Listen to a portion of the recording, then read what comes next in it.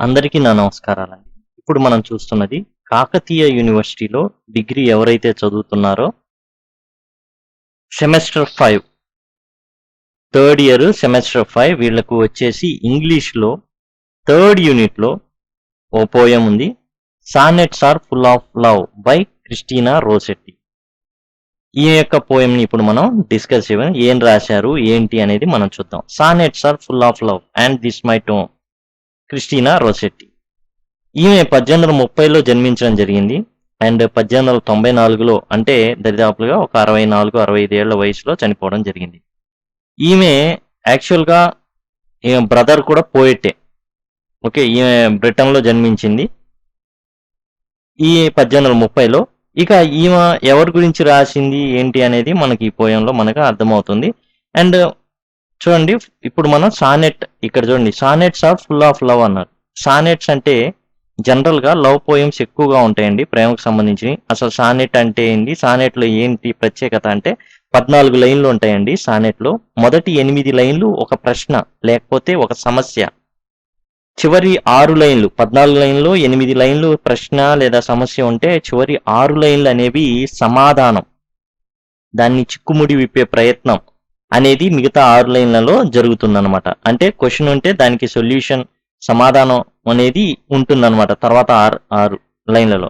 అందుకని సానెట్స్ అనేవి చాలా ప్రాముఖ్యత అనేది సంతరించుకున్నాయి. సానెట్స్ ఆర్ ఫుల్ ఆఫ్ లవ్. ఇప్పుడు దాకా సానెట్లు వచ్చినవన్నీ లవ్ సానెట్స్ అనేవి ఎక్కువగా ఉన్నాయి. అండ్ దిస్ మై టోమ్, నా ఈ పుస్తకంలో అనేది టైటిల్ అన్నమాట. ఎవరు రాశారంటే క్రిస్టినా రోసెట్టి.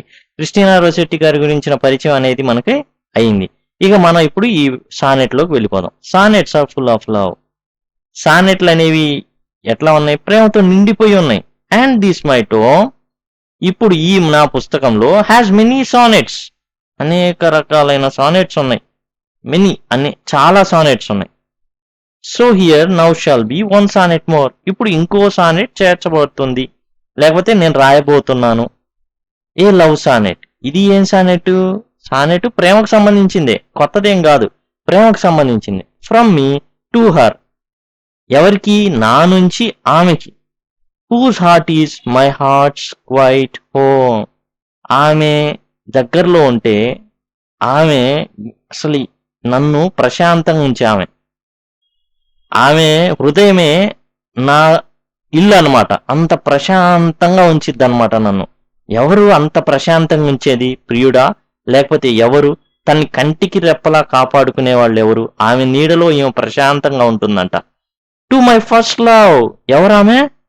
ఎవరు ఆ వ్యక్తి అంటే తన యొక్క మొదటి ప్రేమ. జనరల్ గా లవ్ ఎట్ ఫస్ట్ సైట్ అంటారు కదా. ఈ యొక్క ఫస్ట్ లవ్ ఎవరంటే మై మదర్. ఆమె ఎవరు? జనరల్ గా ఏమనుకుంటాం అంటే లవ్ అని చెప్పిన సమ్ ఆపోజిట్ సెక్స్ అనే వాళ్ళు, అంటే ఇటు మేల్ ఉంటే అటు ఫిమేల్, ఇటు ఫిమేల్ ఉంటే అటు మేల్ అనుకుంటాం. కానీ ఈమె ఈ ప్రేమ సంబంధించిన సానెట్ దేనికి రాస్తుంది అంటే ఈ సానెట్ తన తల్లి కోసం రాస్తుంది. ఆన్ హూజ్ నీ ఐ లెర్న్డ్ లవ్ లో that is not trouble some. ఆమె దగ్గర ఆమె ఒళ్ళో ఏం నేర్చుకుంది? ప్రేమ అంటే ఏందో నేర్చుకుంది. ప్రేమ అంటే ఎంత నిస్వార్థంగా ఉంటుందో, ఇంకొకరిని బాధ పెట్టకుండా ఎలా ప్రేమించాలో అదంతా కూడా తన తల్లి దగ్గర నేర్చుకుంది. ప్రేమకు సంబంధించిన ప్రతిదీ. Who service is my special dignity. ఆమె సేవ చేయడం అంటే నాకు ఎవరు చెప్తున్నారు? క్రిస్టినా రోసెట్టి చెప్తుంది. నా తల్లి నాకు సేవ చేయడం అంటే నాకు అదొక డిగ్నిటీ. ఎందుకంటే ఆమె చాలా గొప్పది. అలాంటి ఆమె నాకు సేవ చేయడం అంటే నేను ఇంకా చాలా గొప్పదాన్ని. కాబట్టి ఆమె ఏం చేస్తుంది? నాకు సేవ చేస్తుంది. And she my load star while go and come.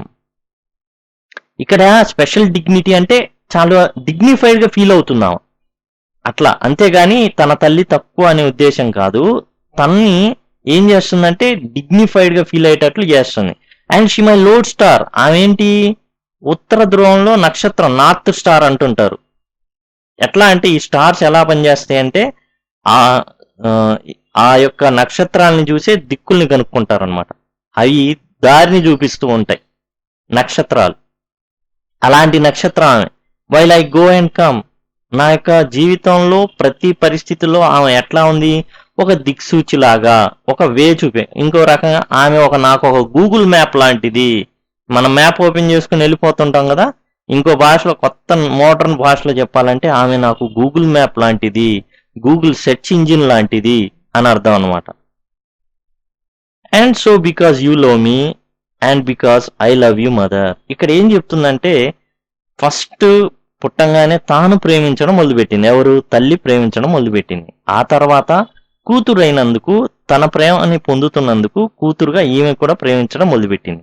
I have woven a wreath of rhymes. నేనేం చేశాను? నీకు ఒక చక్కటి కిరీటాన్ని, నీ నెత్తి మీద ఉంచడానికి ఒక కిరీటాన్ని నేను తయారు చేశా. అయితే పూలతో కాదు, వాడిపోతాయి. అందుకని నేనేం చేశా అంటే ఈ సానెటే నీ నెత్తి మీద ఉంచబడే కిరీటం. Wear with to crown your honoured name. దీంతో నీ పేరు ఏమవుతుంది? ఒక మంచి గొప్ప పేరుగా పడిపోతుంది, అట్లా కిరీటంగా ఉండిపోద్ది. If you not 4 years. ఇది ఎప్పుడు రాస్తుందంటే తన తల్లికి 80 ఏళ్ళు వచ్చినప్పుడు ఈ సానెట్ రాసి డెడికేట్ చేసింది అనమాట. అంటే తన తల్లికి 80 ఏళ్ళు అంటే 80th బర్త్డే ఉంటుంది కదా, అప్పుడు రాసిందనమాట. ఏం రాసిందంటే 80 ఏళ్ళు వచ్చినప్పుడు ఇది ఇచ్చా 4 years. దీని ద్వారా ఆమెకి 80 ఏళ్ళు అనేది తెలుస్తుంది. 80th year ఇచ్చింది మొత్తానికి. Can dim the flame of love. ఇక్కడ ఏం చెప్తుందంటే తన ప్రేమ తన తల్లి మీద ఎలాంటిదంటే ఒక వెలిగించబడిన వెలుగు లాంటిది. ఓకే, ఏంటంటే ఫ్లేమ్, ఒక మంట వెలిగిస్తాం కదా, కాగడాగా వెలిగిస్తాం కదా. Can dim the flame of love. ఇక్కడ నాటు ఇది మొత్తం అనమాట. అంటే ఈ ఎలాంటిది ఈ ప్రేమ అంటే ఏ మాత్రం కూడా డిమ్ కానటువంటి వెలుగు అనమాట. అంటే ఎప్పుడు వెలుగుతానే ఉంటుంది. Whose blessed glow transcends the laws. ఈ వెలుగు ఎట్లా ఉంటుందంటే ఎప్పటికి వెలుగుతానే ఉంటుంది, ఎప్పటికి ఆరిపోదు, ఎప్పటికి కూడా తక్కువ అయిపోదు, కాంతి కూడా తక్కువ అయిపోదు. Of time. ఇది న్యాచురల్ లాని అసలు దీన్ని తీసి పక్కన పడుతుంది. ఓ వెలుగు మనం వెలిగించామంటే ఆరిపోయిద్దే, అలా కాదు. ఏదైతే ఉందో భూమికి సంబంధించిన న్యూటన్ లాస్ ఇలాంటివి ఉంటాయి కదా కొన్ని, అలాంటి వాటిని సూత్రాలను ఏమాత్రం పట్టించుకోదు. ఇది ఎప్పుడు వెలుగుతానే ఉంటుంది, ఎప్పటికి ఆరిపోదు, ఎప్పటికి కనీసం తన కాంతి విహీనం కూడా అవ్వదు. Change and mortal life and death. ఒకవేళ క్రిస్టినా రొజెట్టి బతికున్నను చనిపోయినను ఏదైనప్పటికీ కూడా క్రిస్టినా రొజెట్టి యొక్క ప్రేమ ఎలా ఉంటుందంటే వెలిగించిన కాగడ ఏ విధంగా అయితే వెలుగుతూ ఉంటుందో అలా వెలుగుతానే ఉంటుంది. ఎప్పటి వరకు? క్రిస్టినా రొజెట్టి చనిపోయిన తర్వాత కూడా ఎటర్నల్ గా వెలుగుతానే ఉంటుంది తన తల్లి పట్ల తనకున్న ప్రేమ. అంటే ఏం లేదండి, సింపుల్ గా ఈ సానెట్ రాశారు, మీరు నాలాంటి వాళ్ళు చదువుతూ ఉంటాం. దాంతో క్రిస్టినా రొజెట్టి గారి మదర్ మనకందరికి తెలిసిపోతారు. అంటే ఎప్పుడో ఏదో 20-30 సపోజ్ ఒక 1000 సంవత్సరాల క్రితం మూవీ తీసాం, ఇప్పుడు మనకు అందుబాటులో ఉండకపోవచ్చు, తెలియకపోవచ్చు, ఆ యాక్టర్ గురించి తెలియకపోవచ్చు. కానీ ఎప్పుడో రాసిన తన తల్లి పేరు మీద రాసినట్టు 1830 దరిదాపులుగా మనం చూసుకుంటే ఓ 200 ఏళ్ళు అనుకున్నాం సపోజ్, అంటే అవ్వలేదు, సారీ దరిదాపులుగా 200 ఏళ్ళు. అన్ని ఏళ్ల పాటు ఉన్నది కూడా మన క్రిస్టినా రొజెట్టి గారి మదర్ని గురించి మనం మాట్లాడుకుంటున్నాము అంటే ఆమె ఇంకా ఆ ప్రేమ అనేది మనం తెలుసుకుంటానే ఉన్నాం కదా, అది ఆమె యొక్క ఉద్దేశం. తన తల్లి మొదటి ప్రేమ గురించి రాసిందండి ఈ సానెట్లో. మొదటి 8 లైన్లో, తర్వాత 6 లైన్లు ఉంటాయి. తన తల్లి మీద పేరు మీద రాసింది. తాను ఎంత ప్రశాంతంగా ఉండేదో తన తల్లి నీళ్ళలో. అంటే ఈమె పెళ్లి కూడా చేసుకోలేదండి, క్రిస్టినా రొజెట్టి పెళ్లి చేసుకోలేదు. పెళ్లి చేసుకోకుండానే ఆమె ఉంది తన జీవితాంతం కూడా. తన తల్లిని కీర్తిస్తూ ఈ సానెట్ అనేది రాయడం జరిగింది. Thank you. దీనికి సంబంధించిన నోట్స్ అనేది నెక్స్ట్ వీడియోలో ఇవ్వడం జరుగుతుందండి. Thanks a lot.